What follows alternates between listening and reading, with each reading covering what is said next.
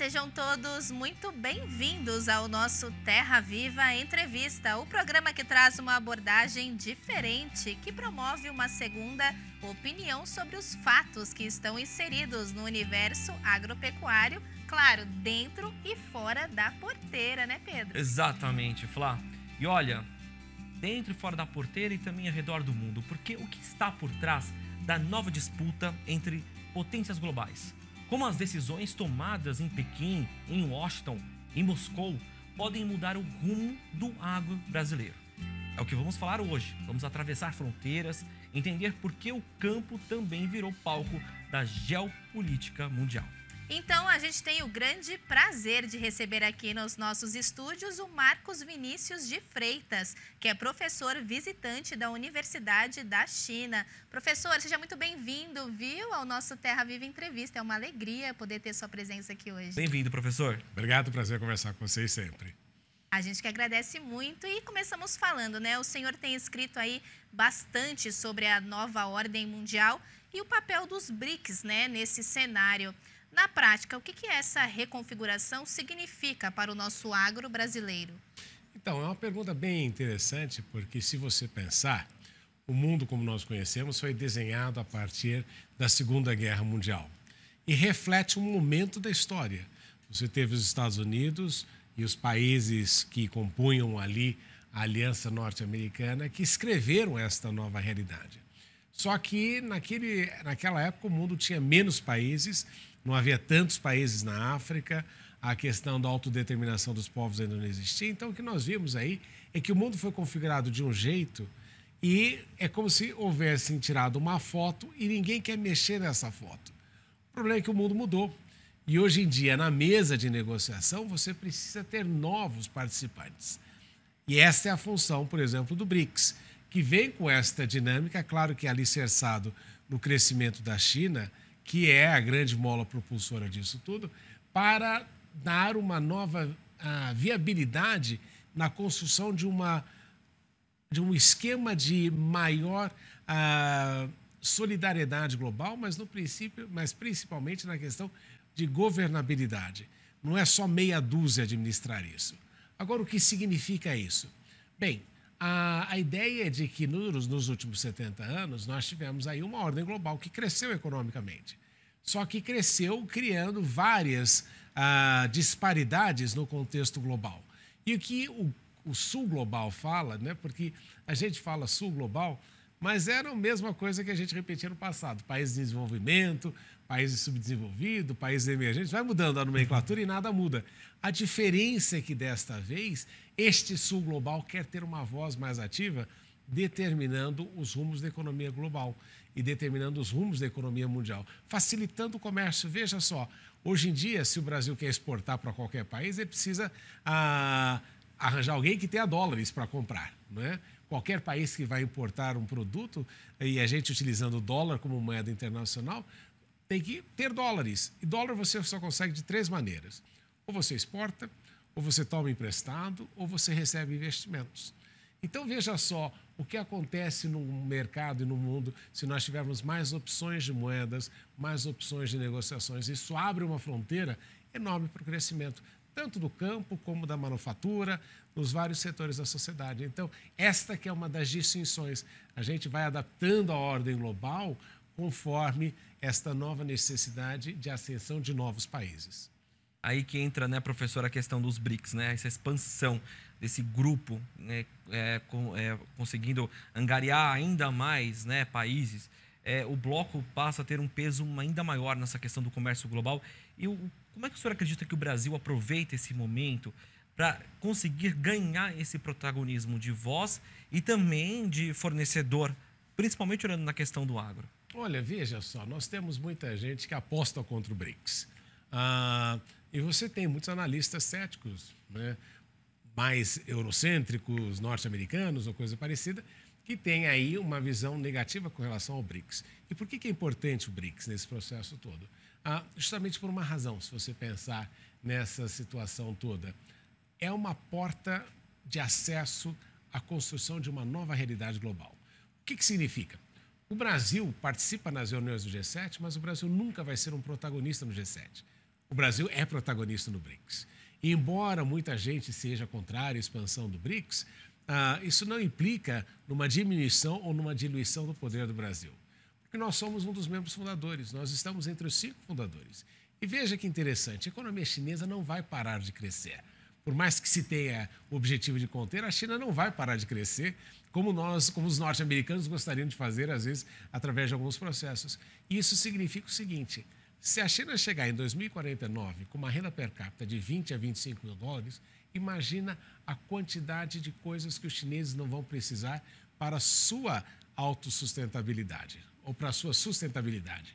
Eles vão precisar comer mais, eles vão precisar comer mais carne, eles vão precisar de mais minérios, eles vão precisar de mais indústria em outros locais do mundo, porque a China também não vai ter a capacidade de produzir tudo aquilo que eles vão necessitar. E veja, o Brasil senta na mesa de negociação com a China e pede igualdade.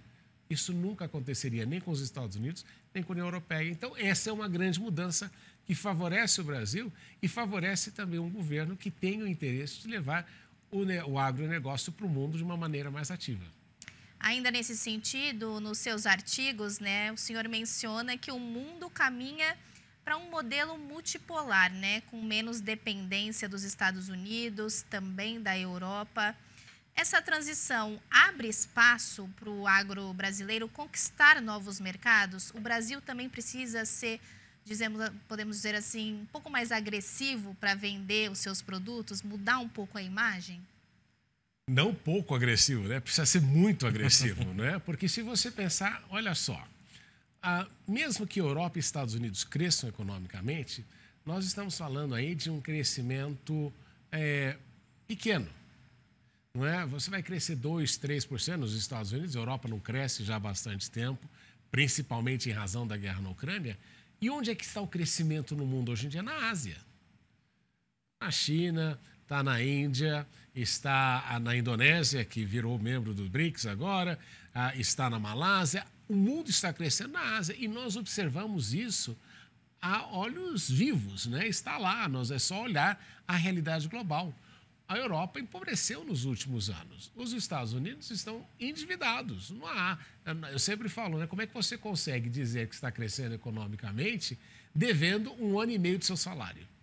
Né? Você deve 1 ano e meio, você tem dívida assim que não cobre, e ainda você diz, não, estou crescendo economicamente.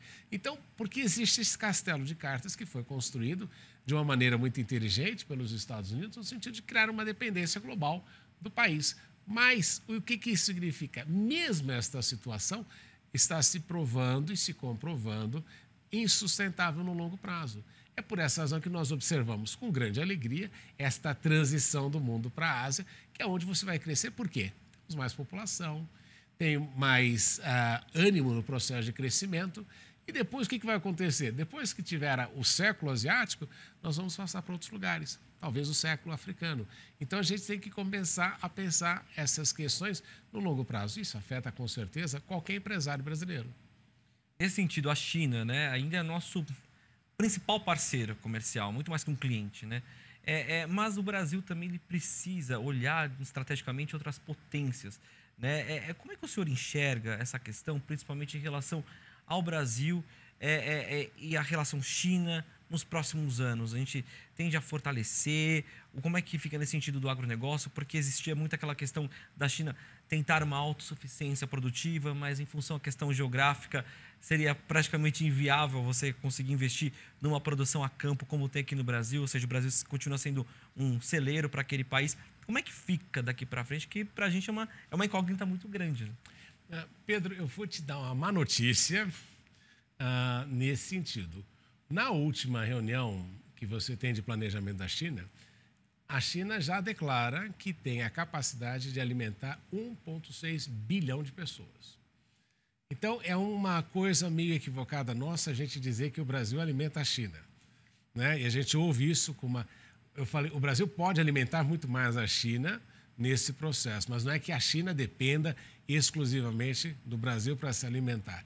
Isso é uma coisa que a gente vê neste processo, às vezes, sendo repetido, e não é a grande realidade, porque o governo chinês conseguiu algumas coisas até que nós poderíamos reproduzir. Hoje em dia, o campo que produzia 300 quilos de arroz por acre, hoje produz 1.000 quilos. Então você vê este processo da China de reduzir sua dependência. Mas a parceria com o Brasil é uma parceria de longo prazo.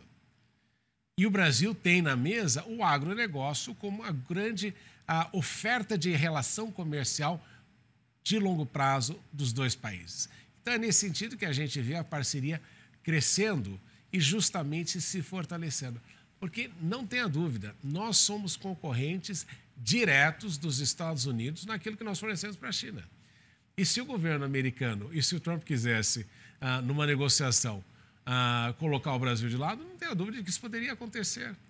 Não é? Porque nós somos, nos 5 itens que os Estados Unidos vendem diretamente para a China, o Brasil concorre em 3. Então, não há dúvida de que nós temos aí um problema de concorrente.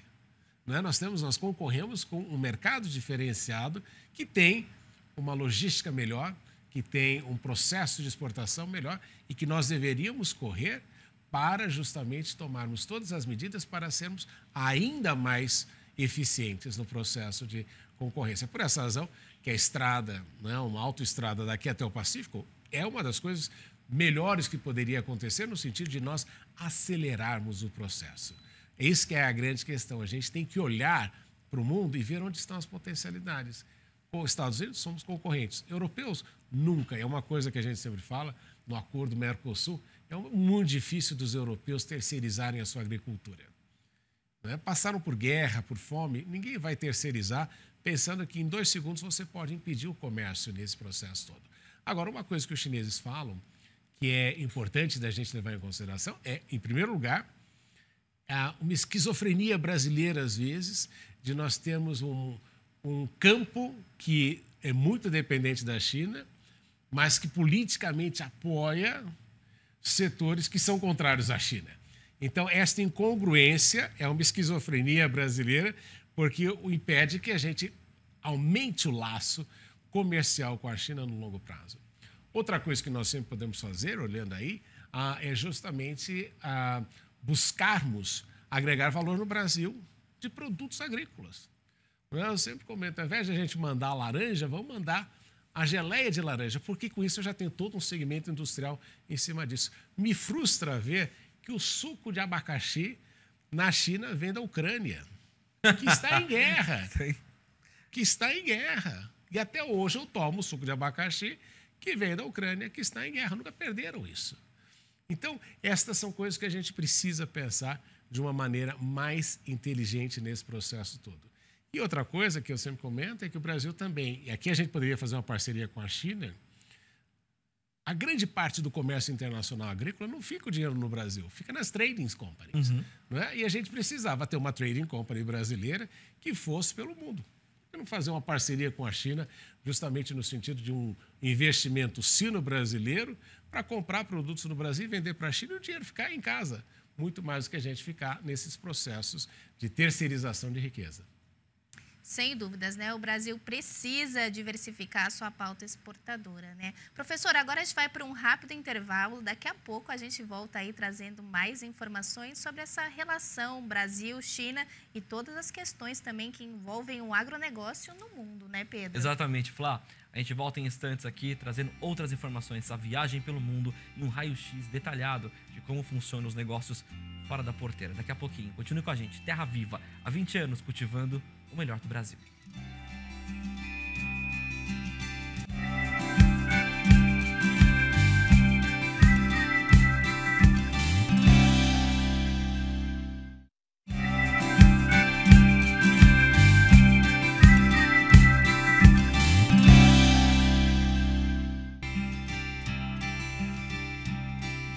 Estamos de volta com o nosso Terra Viva Entrevista e hoje a gente tem o grande prazer de receber aqui nos nossos estúdios o professor Marcos Vinícius de Freitas, que é professor visitante da Universidade de Relações Exteriores da China. Exatamente, Flá. Ele sempre atende nossos pedidos, fala lá direto da China com a gente, dos nossos telejornais. E dessa vez está aqui no Brasil. A gente pediu para ele marcar uma visita e gentilmente atendeu o nosso convite, está aqui nos nossos estúdios, trazendo para a gente um raio-x de como é que está essa nova configuração geopolítica, né, esses mercados. Por falar nisso, né, professor, olha só, muitos acreditam que o Mercosul, ele perdeu a força. Mas com as tensões globais, alianças regionais, como é que isso volta numa estratégia? Como é que o Mercosul ainda pode ser uma ponte do lago brasileiro para acessar mercados, mesmo tendo entraves ainda, né? Principalmente com nossos países vizinhos. Temos aqui Milei também, que vira e mexe dá uma ameaçada. Como é que o senhor enxerga isso? Eu comento já há alguns anos que o grande erro do Mercosul foi querer reproduzir no Brasil e na América do Sul aquilo que observou na Europa. Tentou fazer uma imagem, um reflexo da União Europeia. E qual é o problema disso? O problema é que nós criamos um mercado comum sem as instituições do mercado comum. Se você me perguntar qual é a coisa mais característica que nós temos no Mercosul hoje em dia, é a placa do carro. Não é? Que a gente consegue pensar assim, nossa, qual foi a grande mudança que foi feita. Mas nós tivemos um Mercosul importante no acordo de veículos, não é? Que foi relevante no processo todo. E um dos objetivos na ocasião também era ampliar o mercado sul-americano e, de alguma forma, termos acesso ao mercado, à produção na Argentina, que tem um mercado culturalmente, educacionalmente mais sofisticado que o Brasil, e até hoje essa é a realidade, não é? Agora, o Mercosul se perdeu nesse processo porque, e aqui é um erro nosso, e aqui é o grande medo que pode acontecer com o BRICS, nós politizamos tudo e colocamos ideologia em tudo. E aí nós perdemos justamente o barco nesse processo.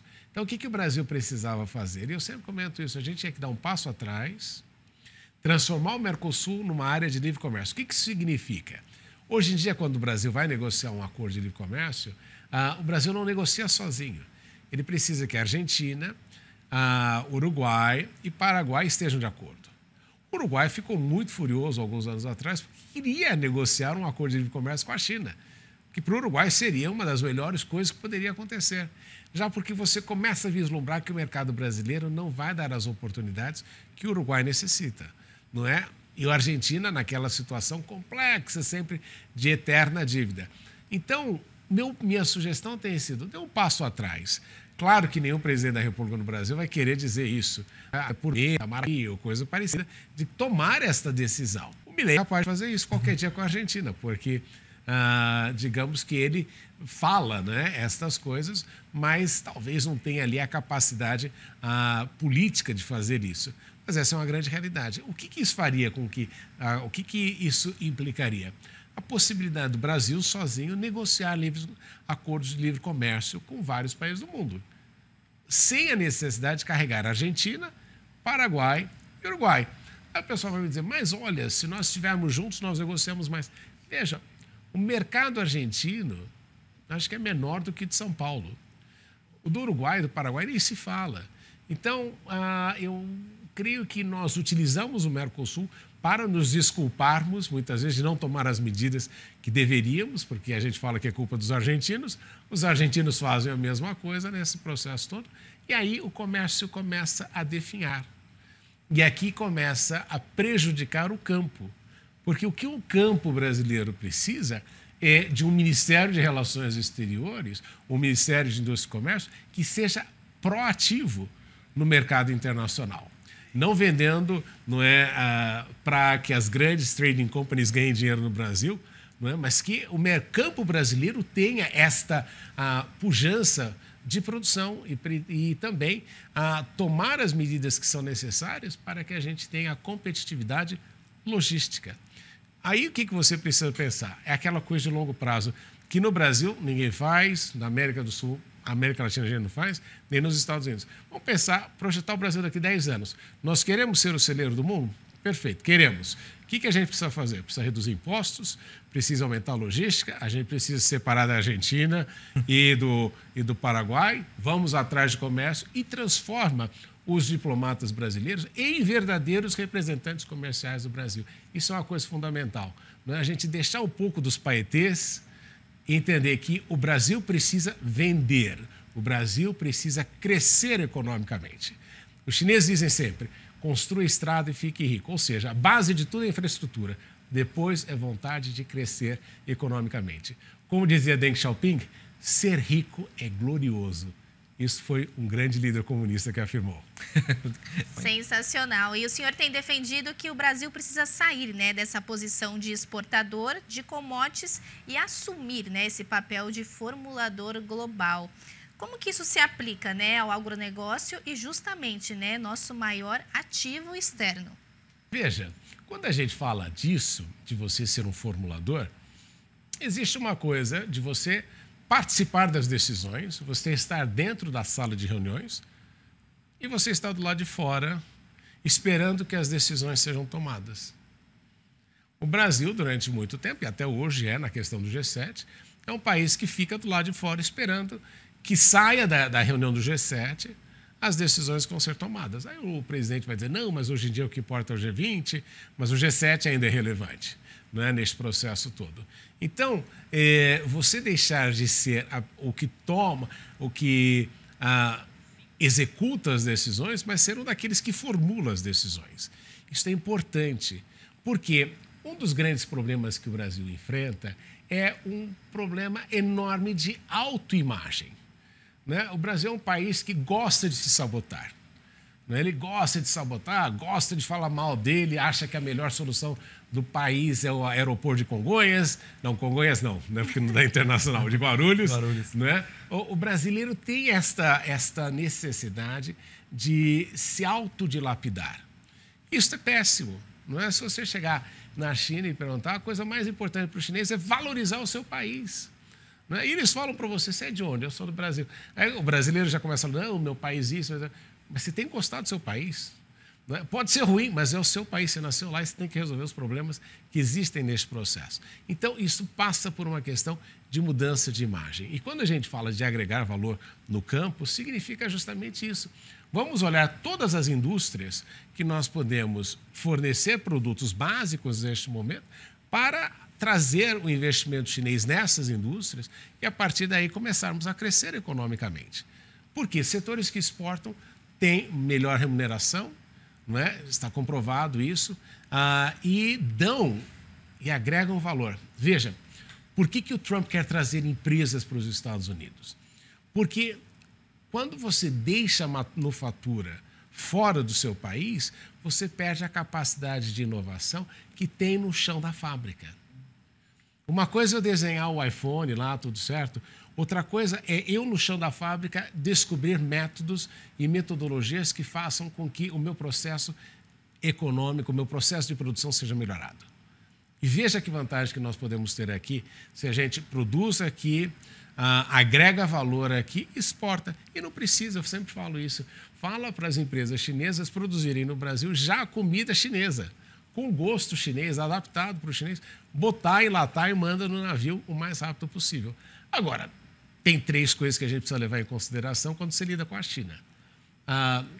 Na China, o capitalismo é baseado em 3 coisas. Preço baixo, escala e longo prazo. Esse é o trinômio chinês. Margem pequena, escala e longo prazo. Essa é a grande dificuldade que você tem que explicar para o capitalista brasileiro, que às vezes está querendo uma margem muito alta, curtíssimo prazo e não quer escala. Então, aí não funciona com o modelo chinês. Existe um problema cultural aí, né, com influências, inclusive, muito norte-americanas, de um mundo idealizado, mas nossa realidade é bem diferente. Mas o Brasil precisa, de fato, sair desse primário e apresentar uma reindustrialização mais efetiva. Aí, como o senhor disse, olhando para os mercados, né, a gente faz isso tanto com o mercado do Oriente Médio, por exemplo, o agro fazendo isso com o halal, né, um corte sagrado. O Brasil segue como um líder nisso. E a gente consegue levar essa produção, não só nisso, mas olhando também outros mercados como de cosméticos, mas aderir, né, a esses mercados, eu acho muito importante. Agora, num ponto que eu queria trazer, já otimizando o nosso tempinho aqui no Terra Viva Entrevista, é a questão dos conflitos, professor. Como as tensões lá no Oriente Médio, como é que o mar no sul da China também, que tem, fugiu agora o nome do estreito, mas que é uma importante forma de escoar a produção, de chegar à China também, como é que isso afeta a segurança logística, a segurança alimentar? né, pontos que são importantes, que estão em zonas de conflito, que a qualquer momento muda a página do mundo e volta a ter um conflito numa escalada absurda. Como é que o senhor enxerga nesse sentido? O conflito não interessa para ninguém, né? Se questionou muito agora na questão do Irã, se houvesse uma ação no Estreito de Hormuz. Eu já dizia na ocasião que não aconteceria nada ali, porque seria prejudicial para os iranianos. Nós vemos uma tentativa ali norte-americana com relação à questão do Estreito de Taiwan, né? Dizendo que Taiwan tem que ser independente, esse tipo de coisa, e isso, de alguma maneira, poderia desestabilizar a situação chinesa. A grande verdade é a seguinte: os chineses não querem guerra, por uma única razão, e aqui é importante a gente enfatizar, porque em 2049 a China quer chegar a uma renda per capita de 20 a 25 mil dólares, o que para nós seria espetacular. Não vamos esquecer, isso eu sempre gosto de afirmar, todo mundo se lembra quando comprava o produto Xing Ling. Uhum. E os chineses ganharam muito dinheiro vendendo o produto Xing Ling. Você vender commodity não é problema algum, mas saiba transformar isso, a transição de uma commodity numa indústria, em algo disruptivo, como o presidente Xi Jinping fala sempre, todo país tem que descobrir a sua indústria disruptiva. Então, nós temos um cenário global que é conflitivo, que pode gerar insegurança, mas a grande impressão que nós temos, e aqui é uma grande mensagem importante do BRICS, como a gente viu, é este compromisso com a paz mundial. Aí todo mundo vai dizer, mas e a questão da Rússia? Bem, a Rússia agiu, não podemos esquecer, por provocação da OTAN. Então, existe uma série de coisas e inverdades que a gente vai construindo. Mas para o mundo não interessa a guerra neste momento de crescimento.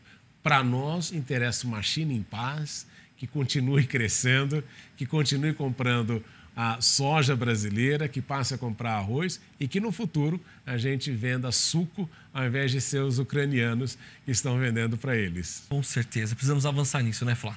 Exatamente. Professor, infelizmente o nosso tempo acabou aqui do nosso Terra Viva Entrevista. A gente quer agradecer muito a sua participação aqui hoje e, claro, parabenizar, né, por esse trabalho também que você realiza na Universidade de Relações Exteriores da China e, claro, promovendo, né, o nosso agronegócio brasileiro. Exatamente, professor. Obrigado pela sua participação. É uma honra recebê-lo aqui pessoalmente, né? E, olha, sempre que estiver no Brasil, estamos de portas abertas aqui no Terra Viva, né, nosso grupo, para ouvir o senhor, que a gente teve uma aula aqui de comércio global e de China também. Muito obrigado. Viu? Não, eu que agradeço. Meu problema é que eu falo demais. Imagina, a gente está disposto a ouvir também, fica tranquilo. Muito obrigado mais uma vez. Eu que agradeço. Obrigada. E o nosso Terra Viva Entrevista fica por aqui. Se você quiser rever esse e outros programas e ficar por dentro das notícias do agro, é só procurar o canal Terra Viva no YouTube e também seguir lá nas redes sociais, né, Pedro? Exatamente, @canal Terra Viva e, claro, busque aí na sua loja de aplicativos o nosso Newco Play e tenha esses e outros programas e outras informações na palma da sua mão. Muito obrigado pela sua companhia, pela sua audiência. Até o nosso próximo encontro. Até mais. Terra Viva, há 20 anos cultivando o melhor do Brasil.